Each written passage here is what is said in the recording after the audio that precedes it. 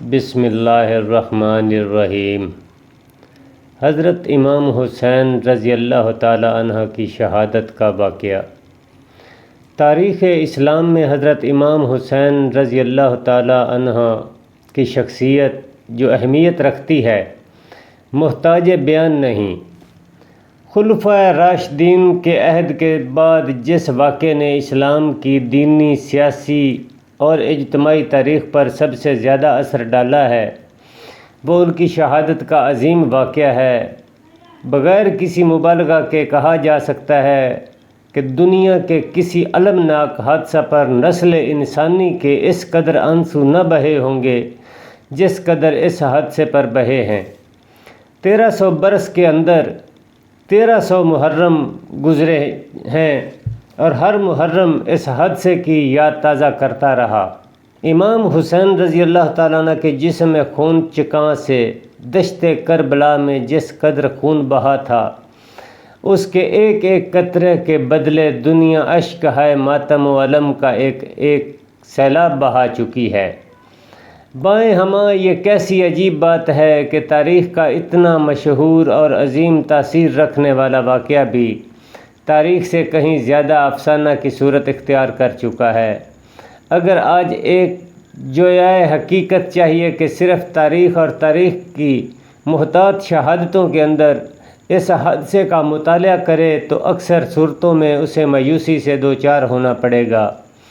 اس وقت جس قدر بھی مقبول اور متعدل ذخیرہ اس موضوع پر موجود ہے وہ زیادہ تر روزہ خوانی سے تعلق رکھتا ہے جس کا مقصد زیادہ سے زیادہ گریہ و بکا کی حالت پیدا کر دینی ہے۔ حتیٰ کہ تاریخی حیثیت سے بیان کردہ بعض چیزیں جو تاریخ کی شکل میں مرتب ہوئی ہیں وہ بھی دراصل تاریخ نہیں ہے۔ روزہ خوانی اور مجلس طرازی کے مواد ہی نے ایک دوسری صورت اختیار کر لی ہے۔ آج اگر جستجو کی جائے کہ دنیا کی کسی زبان میں بھی کوئی کتاب ایسی موجود ہے جو حادثہ کربلا کی تاریخ ہو تو وہ واقعہ یہ ہے کہ ایک بھی نہیں۔ اہل بیت شروع سے اپنے تئیں خلافت کا زیادہ حقدار سمجھتے تھے۔ امیر معاویہ بن ابی سفیان کی وفات کے بعد تخت خلافت خالی ہوا۔ یزید بن معاویہ پہلے سے ولی عہد مقرر ہو چکا تھا۔ اس نے اپنی خلافت کا اعلان کر دیا اور حسین ابن علی رضی اللہ تعالی عنہ سے بھی بیعت کا مطالبہ کیا۔ حضرت امیر المومنین علی رضی اللہ تعالی عنہ نے کوفہ کو دارالخلافہ قرار دیا تھا، اس لیے وہاں اہل بیت کرام کے طرفداروں کی تعداد زیادہ تھی۔ انہوں نے حضرت حسین رضی اللہ تعالیٰ عنہ کو لکھا کہ آپ تشریف لائیے، ہم آپ کا ساتھ دیں گے۔ آپ نے اپنے چچیرے بھائی مسلم بن عقیل رضی اللہ تعالیٰ عنہ کو اہل کوفہ سے بیعت لینے کے لیے بھیج دیا اور خود بھی سفر کی تیاری کرنے لگے۔ آپ کے دوستوں اور عزیزوں کو معلوم ہوا تو سخت مضطرب ہوئے۔ وہ اہل کوفہ کی بے وفائی اور زمانہ سازی سے واقف تھے، بنی امیہ کی سخت گیر طاقتوں سے بھی بے خبر نہ تھے۔ انہوں نے اس سفر کی مخالفت کی۔ حضرت عبداللہ بن عباس رضی اللہ تعالی عنہ نے کہا، لوگ یہ سن کر بڑے پریشان ہیں کہ آپ عراق جا رہے ہیں، مجھے اصل حقیقت سے آگاہ کیجیے۔ حضرت حسین رضی اللہ تعالی عنہ نے جواب دیا، میں نے عزم کر لیا ہے، آج ہی کل میں روانہ ہوتا ہوں۔ ابن عباس رضی اللہ تعالیٰ عنہ بے اختیار پکار اٹھے، خدا آپ کی حفاظت کرے، کیا آپ ایسے لوگوں میں جا رہے ہیں جنہوں نے اپنے دشمن کو نکال دیا ہے اور اپنے ملک پر قبضہ حاصل کر لیا ہے؟ اگر وہ ایسا کر چکے ہیں تو بڑے شوق سے تشریف لے جائیے، لیکن اگر ایسا نہیں ہوا، حاکم بدستور ان کی گردن دبائے بیٹھا ہے، اس کے گماشتے برابر اپنی کارستانیاں کر رہے ہیں تو ان کا آپ کو بلانا در حقیقت جنگ کی طرف بلانا ہے۔ میں ڈرتا ہوں وہ آپ کو دھوکہ نہ دیں اور جب دشمن کو طاقتور دیکھیں تو آپ سے لڑنے کے لیے آمادہ نہ ہو جائیں، مگر آپ اس طرح کی باتوں سے متاثر نہ ہوئیے اور اپنے ارادہ پر قائم رہیے۔ جب روانگی کی گھڑی بالکل قریب آ گئی تو ابن عباس رضی اللہ تعالی عنہ پھر دوڑے آئے۔ اے ابن ام، انہوں نے کہا میں خاموش رہنا چاہتا تھا مگر خاموش رہا نہیں جاتا، میں اس راہ میں آپ کی ہلاکت اور بربادی دیکھ رہا ہوں۔ عراق والے دغا باز ہیں، ان کے قریب بھی نہ جائیے، یہیں قیام کیجیے کیونکہ یہاں حجاز میں آپ سے بڑا کوئی نہیں ہے۔ اگر عراق آپ کو بلاتے ہیں تو ان سے کہیے پہلے مخالفین کو اپنے علاقے سے نکال دو پھر مجھے بلاؤ۔ اگر آپ حجاز سے جانا ہی چاہتے ہیں تو یمن چلے جائیے، وہاں قلعے اور دشوار گزار پہاڑ ہیں، ملک کشادہ ہے، آبادی عموماً آپ کے والد کی خیر خواہ ہے، وہاں آپ ان لوگوں کی دسترس سے باہر ہوں گے۔ خطوں اور قصدوں کے ذریعے اپنی دعوت پھیلائے گا، مجھے یقین ہے اس طرح آپ کامیاب ہو جائیں گے۔ لیکن حضرت حسین رضی اللہ تعالیٰ عنہ نے جواب دیا، اے ابن ام، میں جانتا ہوں تو میرے خیر خواہ ہو، لیکن اب میں عزم کر چکا ہوں۔ ابن عباس رضی اللہ تعالیٰ عنہ نے کہا، آپ نہیں مانتے تو عورتوں اور بچوں کو ساتھ نہ لے جائیے، مجھے اندیشہ ہے آپ ان کی آنکھوں کے سامنے اس طرح نہ قتل کر ڈالے جائیں جس طرح عثمان بن عفان رضی اللہ تعالیٰ عنہ اپنے گھر والوں کے سامنے قتل کیے گئے تھے۔ تھوڑی دیر خاموش رہنے کے بعد حضرت ابن عباس نے جوش میں آ کر کہا، اگر مجھے یقین ہوتا کہ آپ کے بال پکڑ لینے اور لوگوں کے جمع ہونے سے آپ رک جائیں گے تو واللہ میں ابھی آپ کی پیشانی کے بال پکڑ لوں، مگر آپ پھر بھی اپنے ارادے پر قائم رہے۔ عبداللہ بن جعفر رضی اللہ تعالیٰ عنہ کا خط۔ اسی طرح اور بھی بہت سے لوگوں نے آپ کو سمجھایا۔ آپ کے چچیرے بھائی عبداللہ بن جعفر نے خط لکھا، میں آپ کو خدا کا واسطہ دیتا ہوں کہ یہ خط دیکھتے ہی اپنے ارادے سے باز آ جائیے، کیونکہ اس راہ میں آپ کے لیے ہلاکت اور آپ کے اہل بیت کے لیے بربادی ہے۔ اگر آپ قتل ہو گئے تو زمین کا نور بجھ جائے گا، اس وقت ایک آپ ہی ہدایت کا نشان اور ارباب ایمان کی امیدوں کا مرکز ہیں۔ سفر میں جلدی نہ کیجیے، میں آتا ہوں۔ یہی نہیں بلکہ انہوں نے یزید کے مقرر کیے ہوئے والی عمرو بن سعید بن العاص سے جا کر کہا، حسین رضی اللہ تعالیٰ عنہ ابن علی کو خط لکھو اور ہر طرح مطمئن کر دو۔ عمرو نے کہا، آپ خود خط لکھ لائیے، میں مہر لگا دوں گا۔ چنانچہ عبداللہ نے والی کی جانب سے یہ خط لکھا، میں دعا کرتا ہوں کہ خدا آپ کو اس راستہ سے دور کر دے جس میں ہلاکت ہے، اور اس راستہ کی طرف رہنما کر دے جس میں سلامتی ہے۔ مجھے معلوم ہوا ہے آپ عراق جا رہے ہیں، میں آپ کے لیے شقاق و اختلاف سے پناہ مانگتا ہوں، میں آپ کی ہلاکت سے ڈرتا ہوں۔ میں عبداللہ بن جعفر اور یحییٰ بن سعید کو آپ کے پاس بھیج رہا ہوں، ان کے ساتھ واپس چلے آئیے، میرے پاس آپ کے لیے امن، سلامتی، نیکی، احسان اور حسن جواز ہے۔ خدا اس پر شاہد ہے، وہی اس کا نگہبان اور کفیل ہے، والسلام۔ مگر آپ بدستور اپنے ارادے پر جمے رہے۔ مکہ سے آپ عراق کو روانہ ہو گئے۔ صفا نام مقام پر مشہور محب اہل بیت شاعر فرزوق سے ملاقات ہوئی۔ آپ نے پوچھا، تیرے پیچھے لوگوں کا کیا حال ہے؟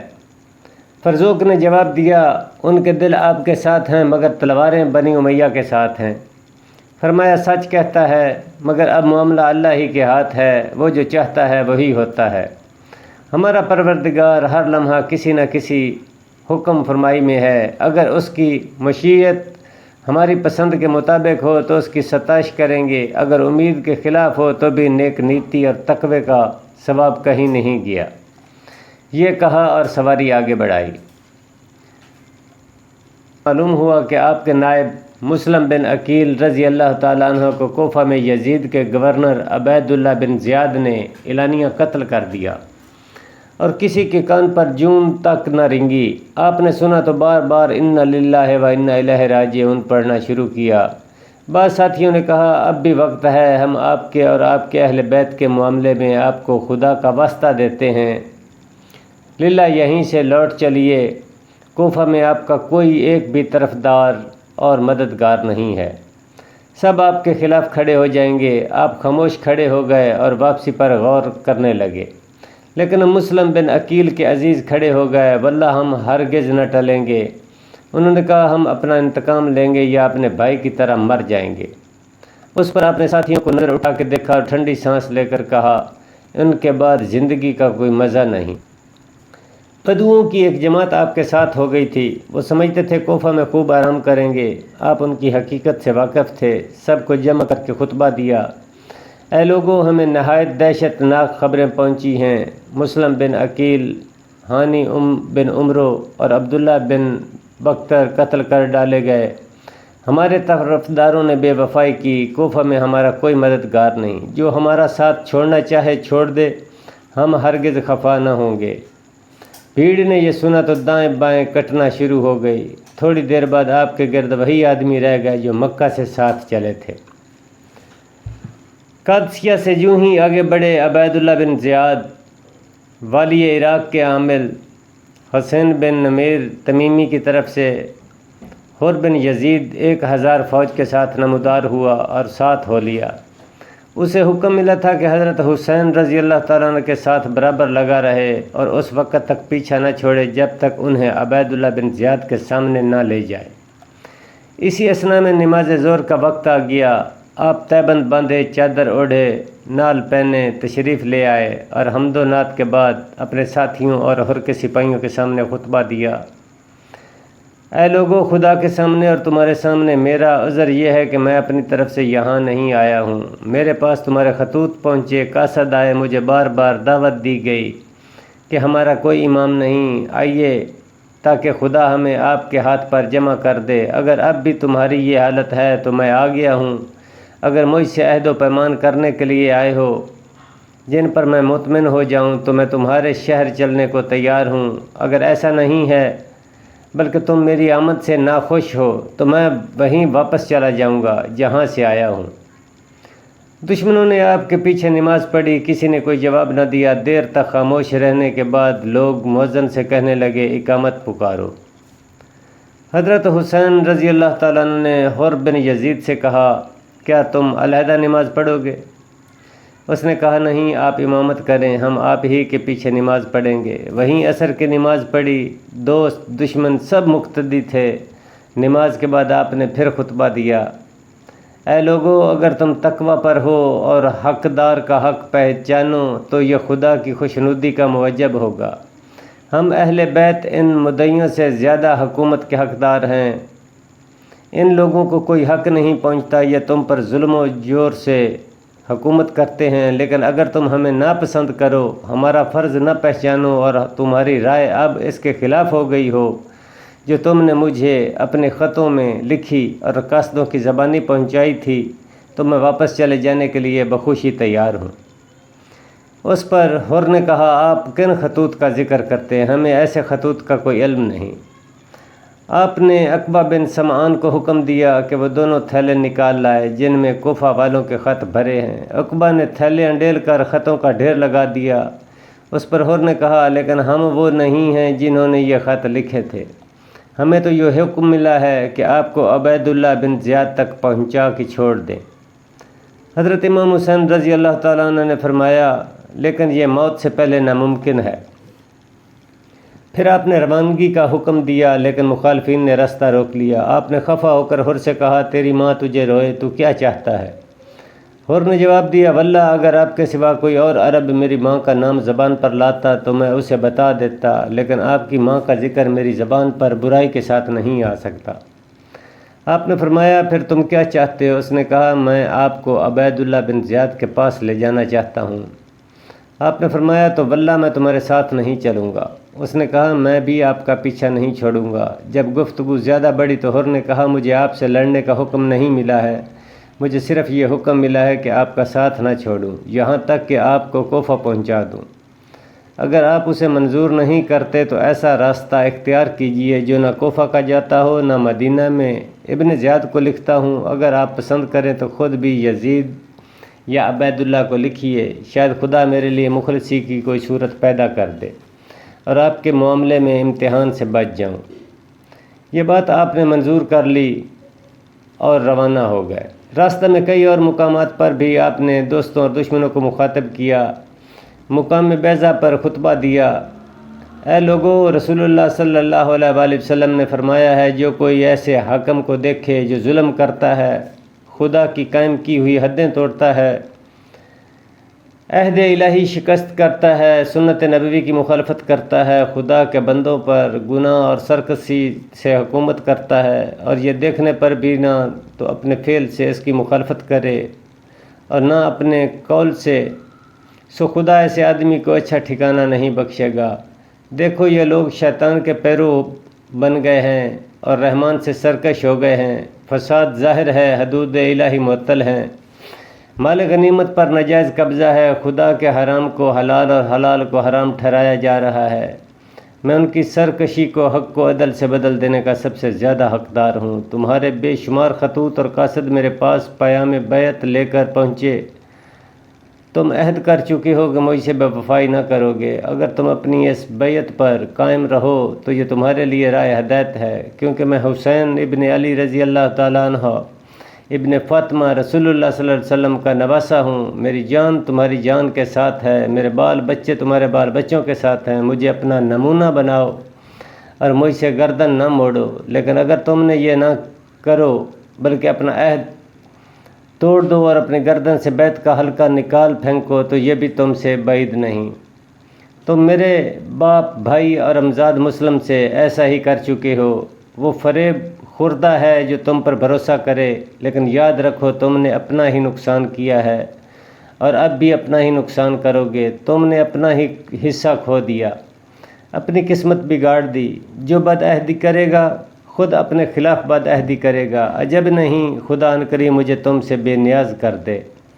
والسلام علیکم ورحمۃ اللہ وبرکاتہ۔ ایک دوسری جگہ یوں تقریر فرمائی، معاملہ کی جو صورت ہو گئی ہے تم دیکھ رہے ہو، دنیا نے اپنا رنگ بدل دیا، منہ پھیر لیا، نیکی سے خالی ہو گئی، ذرا سی تل چھٹ باقی ہے، حقیر سی زندگی رہ گئی ہے، ہولناکی نے احاطہ کر لیا ہے۔ افسوس دیکھتے نہیں کہ حق پسے پشت ڈال دیا گیا ہے، باطل پر اعلانیہ عمل کیا جا رہا ہے، کوئی نہیں جو اس کا ساتھ پکڑے۔ وقت آ گیا ہے کہ مومن حق کی راہ میں رضا الہی کی خواہش کرے، لیکن میں شہادت ہی کی موت چاہتا ہوں۔ ظالموں کے ساتھ زندہ رہنا بجائے خود ظلم ہے۔ یہ خطبہ سن کر ظہیر بن الیقین البجلی نے کھڑے ہو کر لوگوں سے کہا، تم بولو گے یا میں بولوں؟ سب نے کہا تم بولو۔ ظہیر نے تقریر کی، اے فرزند رسول، خدا آپ کے ساتھ ہو، ہم نے آپ کی تقریر سنی، واللہ اگر دنیا ہمارے لیے ہمیشہ باقی رہنے والی ہو اور ہم سدا اس میں رہنے والے ہوں، جب بھی آپ کی حمایت و نصرت کے لیے اس کی جدائی گوارہ کر لیں گے اور ہمیشہ کی زندگی پر آپ کے ساتھ مر جانے کو ترجیح دیں گے۔ حر بن یزید آپ کے ساتھ برابر چلا آ رہا تھا، بار بار کہتا تھا، اے حسین اپنے معاملہ میں خدا کو یاد کیجئے، میں گواہی دیتا ہوں کہ آپ جنگ کریں گے تو ضرور قتل کر ڈالے جائیں گے۔ ایک مرتبہ آپ نے غضبناک ہو کر فرمایا، تو مجھے موت سے ڈراتا ہے؟ کیا تمہاری شکاوت اس حد تک پہنچ جائے گی کہ مجھے قتل کرو گے؟ سمجھ میں نہیں آتا کہ کیا جواب دوں تجھے، لیکن میں وہی کہوں گا جو رسول اللہ صلی اللہ علیہ وسلم کے ایک صحابی نے جہاد پر جاتے ہوئے اپنے بھائی کی دھمکی سن کر کہا، میں روانہ ہوتا ہوں، مرد کے لیے موت ذلت نہیں ہے جبکہ اس کی نیت نیک ہو اور وہ اسلام کی راہ میں جہاد کرنے والا ہو، اور جب کہ وہ اپنی جان دے کر صالحین کا مددگار ہو اور دغا باز ظالم ہلاک ہونے والے سے جدا ہو رہا ہو۔ عزیب الجنات نام مقام پر کوفہ سے 4 سوار آتے دکھائی دیے، ان کے آگے آگے ترما بن عدی یہ شعر پڑھ رہا تھا، اے میری اونٹنی میری ڈانٹ سے ڈر نہیں، طلوع فجر سے پہلے ہمت سے چل، وہ عزت والا ہے، آزاد ہے، فراخ سینہ ہے، اللہ اسے سب سے اچھے کام کے لیے لایا ہے۔ حضرت حسین رضی اللہ تعالیٰ نے یہ شعر سنے تو فرمایا، واللہ مجھے یہی امید ہے کہ خدا کو ہمارے ساتھ بھلائی منظور ہے، چاہے قتل ہوں یا فتح یاب ہوں۔ حر بن یزید نے ان کو دیکھا تو حضرت سے کہا، یہ لوگ کوفہ کے ہیں، آپ کے ساتھی نہیں ہیں، میں انہیں روکوں گا، واپس کر دوں گا۔ آپ نے فرمایا، تم وعدہ کر چکے ہو کہ ابن زیاد کا خط آنے سے پہلے مجھ سے کوئی طرز نہیں کرو گے۔ یہ اگرچہ میرے ساتھ نہیں آئے لیکن میرے ہی ساتھی ہیں، اگر ان سے چھیڑ چھاڑ کرو گے تو میں تم سے لڑوں گا۔ یہ سن کر حر خاموش ہو گیا۔ آنے والوں سے آپ نے پوچھا لوگوں کو کس حال میں چھوڑ آئے ہو؟ انہوں نے جواب دیا شہر کے سرداروں کو رشوتیں دے کر ملایا گیا ہے، عوام کے دل آپ کے ساتھ ہیں مگر ان کی تلواریں کل آپ کے خلاف نیام سے باہر نکلیں گی۔ آپ کے قاصد کا قتل۔ اس سے پہلے آپ قیس بن مسہر کو بطور قاصد کوفہ بھیج چکے تھے۔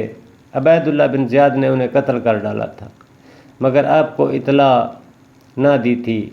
ان لوگوں سے قاصد کا حال پوچھا، انہوں نے سارا واقعہ بیان کیا۔ آپ کی آنکھیں اشکبار ہو گئیں اور فرمایا بعض ان میں سے مر چکے ہیں اور بعض موت کا انتظار کر رہے ہیں مگر حق پر ثابت قدم ہیں، اس میں کوئی تبدیلی نہیں کی۔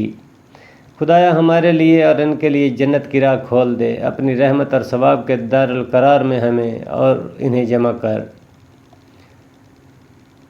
ترما بن عدی نے کہا واللہ میں آنکھیں پھاڑ پھاڑ کر دیکھ رہا ہوں مگر آپ کے ساتھ کوئی دکھائی نہیں دیتا۔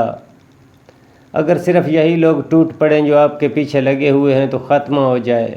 میں نے اتنا بڑا انبوہ آدمیوں کا کوفہ کے عقب میں دیکھا ہے جتنا کسی ایک مقام پر کبھی نہیں دیکھا۔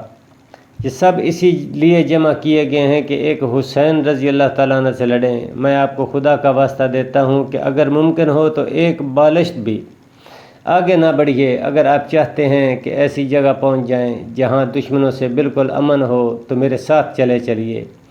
میں اپنے پہاڑ آجا میں آپ کو اتار دوں گا۔ واللہ وہاں 10 دن بھی نہ گزریں گے کہ قبیلہ طے کے 20,000 بہادر تلواریں لیے آپ کے سامنے کھڑے ہو جائیں گے۔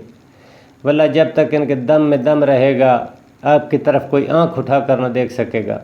آپ نے جواب دیا خدا تمہیں جزائے خیر دے، لیکن ہمارے اور ان کے مابین ایک عہد ہو چکا ہے، ہم اس کی موجودگی میں ایک قدم نہیں اٹھا سکتے، کچھ نہیں کہا جا سکتا۔ ہمارا ان کا معاملہ کس حد پر پہنچ کر ختم ہوگا۔ اب آپ کو یقین ہو چلا تھا کہ موت کی طرف جا رہے ہیں۔ کسر بنی مقاتل نامی مقام سے کوچ کے وقت آپ اونگ گئے، پھر چونک کر بآواز بلند کہنے لگے اِنَّ لِلَّهِ وَإِنَّا إِلَيْهِ راجعون، الحمدللہ رب العالمین۔ 3 مرتبہ یہی فرمایا۔ آپ کے صاحبزادے علی اکبر رضی اللہ تعالیٰ عنہ نے عرض کیا اِنَّ لِلَّهِ اور الحمدللہ کیوں؟ فرمایا جان پدر ابھی اونگ گیا تھا، خواب میں کیا دیکھتا ہوں کہ ایک سوار کہتا چلا آ رہا ہے لوگ چلتے ہیں اور موت ان کے ساتھ چلتی ہے۔ میں سمجھ گیا یہ ہماری ہی موت کی خبر ہے جو ہمیں سنائی جا رہی ہے۔ علی اکبر نے کہا خدا آپ کو روز بد نہ دکھائے، کیا ہم حق پر نہیں ہیں؟ فرمایا بے شک ہم حق پر ہیں۔ اس پر وہ بے اختیار پکار اٹھے اگر ہم حق پر ہیں تو پھر موت کی کوئی پرواہ نہیں۔ یہی وہ آپ کے صاحبزادے ہیں جو میدان کربلا میں شہید ہوئے اور علی اکبر کے لقب سے مشہور ہیں۔ صبح آپ پھر سوار ہوئے، اپنے ساتھیوں کو پھیلانا شروع کیا مگر حر بن یزید انہیں پھیلنے سے روکتا تھا۔ باہم دیر تک کشمکش جاری رہی۔ آخر کوفہ کی طرف سے ایک سوار آتا دکھائی دیا۔ یہ ہتھیار بند تھا۔ حضرت حسین رضی اللہ تعالیٰ عنہ کی طرف سے اس نے منہ پھیر لیا مگر حر کو سلام کیا اور ابن زیاد کا خط پیش کیا۔ خط کا مضمون یہ تھا حسین رضی اللہ تعالیٰ عنہ کو کہیں ٹکنے نہ دو، کھلے میدان کے سوا کہیں اترنے نہ دو، قلعہ بند یا شاداب مقام میں پڑاؤ نہ ڈال سکے۔ میرا یہی قصد تمہارے ساتھ رہے گا کہ تم کہاں تک میرے حکم کی تعمیل کرتے ہو۔ حر نے خط کے مضمون سے حضرت امام رضی اللہ تعالیٰ عنہ کو آگاہ کیا اور کہا اب میں مجبور ہوں، آپ کو بے آب و گیا کھلے میدان ہی میں اترنے کی اجازت دے سکتا ہوں۔ ظہیر الیقین نے حضرت سے عرض کیا ان لوگوں سے لڑنا اس فوج گراں سے لڑنے کے مقابلے میں کہیں آسان ہے جو بعد میں آئے گی، مگر آپ نے لڑنے سے انکار کر دیا۔ میں اپنی طرف سے لڑائی میں پہل نہیں کرنا چاہتا۔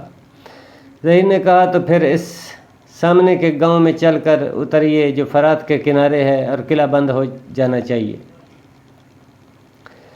آپ نے پوچھا اس کا نام کیا ہے؟ ظہیر نے کہا اکر۔ اکر کے معنی ہے کاٹنا یا بے ثمر و نتیجہ ہونا۔ یہ سن کر آپ منغز ہو گئے اور کہا اکر سے خدا کی پناہ۔ آخر آپ ایک اجاڑ سرزمین پر پہنچے، اتر پڑے، پوچھا اس سرزمین کا کیا نام ہے؟ معلوم ہوا کربلا۔ آپ نے فرمایا یہ کرب اور بلا ہے۔ یہ مقام دریا سے دور تھا، دریا اور اس میں ایک پہاڑی حائل تھی۔ یہ واقعہ 2 محرم الحرام سن 61 کا ہے۔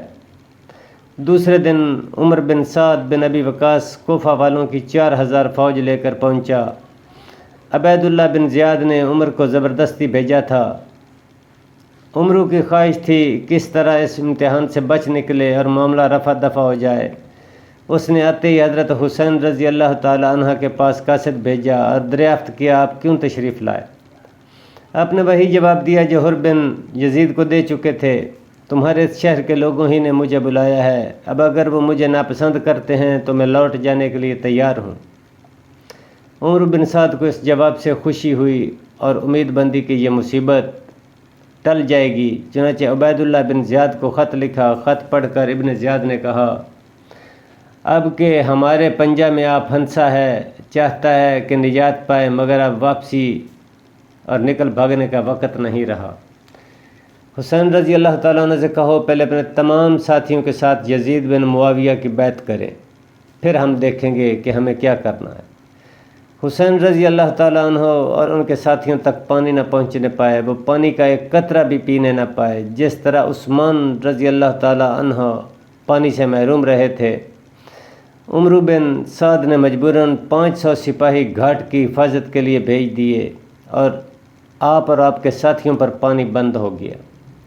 اس پر آپ نے اپنے بھائی عباس بن علی رضی اللہ تعالیٰ عنہ کو حکم دیا کہ 30 سوار اور 20 پیادے لے کر جائیں اور پانی بھر لائیں۔ یہ پہنچے تو محافظ دستے کے افسر عمرو بن الحجاج نے روکا، باہم مقابلہ ہوا، لیکن آپ 20 مشکیں پانی کی بھر لائے۔ شام کو حضرت حسین رضی اللہ تعالیٰ عنہ نے عمرو بن سعد کو کہلا بھیجا، آج رات مجھ سے ملاقات کرو۔ چنانچہ دونوں 20 سوار لے کر اپنے اپنے پڑاؤ سے نکلے اور درمیانی مقام میں ملے۔ تخلیہ میں بہت رات گئے تک باتیں ہوتی رہیں۔ راوی کہتا ہے کہ گفتگو بالکل خفیہ تھی، لیکن لوگوں میں یہ مشہور ہو گیا کہ حضرت امام حسین رضی اللہ تعالیٰ عنہ نے عمرو سے کہا تھا، ہم تم دونوں اپنے اپنے لشکر یہیں چھوڑ کر یزید کے پاس روانہ ہو جائیں۔ عمرو نے کہا، اگر میں ایسا کروں گا تو میرا گھر کھدوا ڈالا جائے گا۔ آپ نے فرمایا میں بنا دوں گا۔ عمرو نے کہا، میری تمام جائیداد ضبط کر لی جائے گی۔ آپ نے فرمایا میں اپنی حجاز کی جائیداد سے اس کا معاوضہ دے دوں گا، مگر عمرو نے منظور نہیں کیا۔ 3 شرطیں۔ اس کے بعد بھی 3-4 مرتبہ باہم ملاقاتیں ہوئیں۔ آپ نے 3 صورتیں پیش کیں، مجھے وہیں لوٹ جانے دو جہاں سے آیا ہوں، مجھے خود یزید سے اپنا معاملہ طے کر لینے دو۔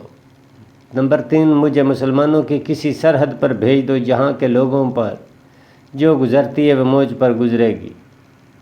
بار بار گفتگو کے بعد عمرو بن سعد نے ابن زیاد کو پھر لکھا، خدا نے فتنہ ٹھنڈا کر دیا، پھوٹ دور کر دی، اتفاق پیدا کر دیا، امت کا معاملہ درست کر دیا۔ حسین رضی اللہ تعالیٰ عنہ نے مجھ سے وعدہ کر گئے ہیں کہ وہ ان 3 صورتوں میں سے کسی ایک کے لیے تیار ہیں، اس میں تمہارے لیے بھی بھلائی ہے اور امت کے لیے بھی بھلائی ہے۔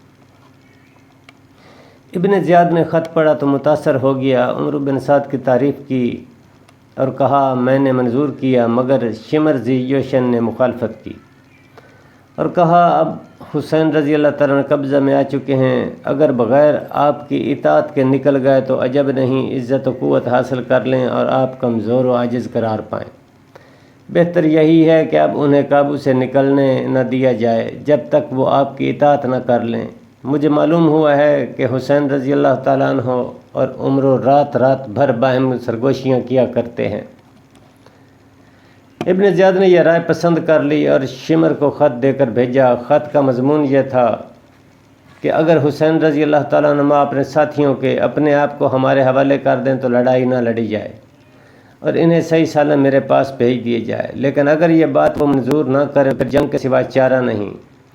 شمر سے کہہ دیا کہ عمرو بن سعد نے میرے حکم پر ٹھیک عمل کیا، جب تو تم اس کی اطاعت کرنا، ورنہ چاہیے کہ اسے ہٹا کر خود فوج کی قیادت اپنے ہاتھ میں لے لینا اور حسین رضی اللہ تعالیٰ عنہ کا سر کاٹ کر میرے پاس بھیج دینا۔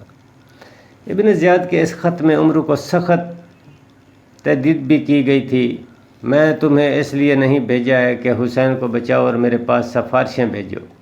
دیکھو میرا حکم صاف ہے، اگر وہ اپنے آپ کو حوالے کر دیں تو صحیح و سالم میرے پاس بھیج دو، لیکن اگر انکار کریں تو پھر بے تامل حملہ کرو، خون بہاؤ، لاش بگاڑو، کیونکہ وہ اس کے مستحق ہیں۔ قتل کے بعد ان کی لاش گھوڑوں سے روند ڈالنا، کیونکہ وہ باغی ہیں اور جماعت سے نکل گئے ہیں۔ میں نے عہد کر لیا ہے کہ اگر قتل کروں گا تو یہ ضرور کروں گا۔ اگر تم نے میرے حکم کی تعمیل کی تو انعام و اکرام کے مستحق ہو گئے، اور اگر نافرمانی کی تو قتل کیے جاؤ گے۔